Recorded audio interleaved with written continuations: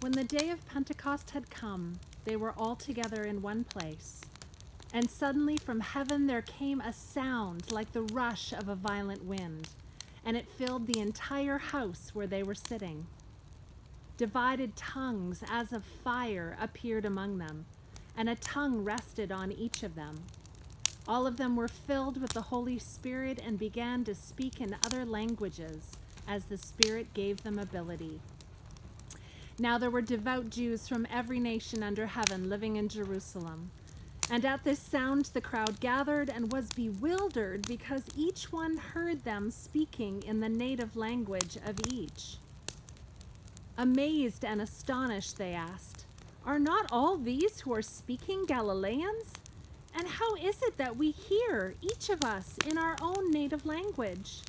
Parthians, Medes, Elamites, and residents of Mesopotamia, Judea and Cappadocia, Pontus and Asia, Phrygia and Pamphylia, Egypt and the parts of Libya belonging to Cyrene, and visitors from Rome, both Jews and proselytes, Cretans and Arabs. In our own languages we hear them speaking about God's deeds of power." All were amazed and perplexed, saying to one another, "What does this mean?" But others sneered and said, "They are filled with new wine." But Peter, standing with the 11, raised his voice and addressed them. "People of Judea and all who live in Jerusalem, let this be known to you, and listen to what I say. Indeed, these are not drunk as you suppose, for it is only 9 o'clock in the morning. No, this is what was spoken through the prophet Joel.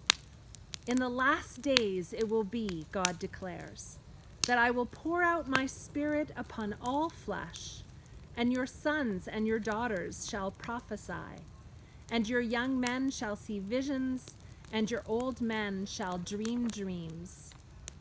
Even upon my slaves, both men and women, in those days I will pour out my Spirit, and they shall prophesy.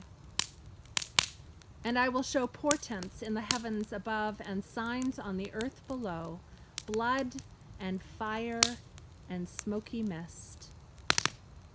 The sun shall be turned to darkness and the moon to blood before the coming of the Lord's great and glorious day. Then everyone who calls on the name of the Lord shall be saved." God still speaks to us through the words of the Scriptures. Thanks be to God.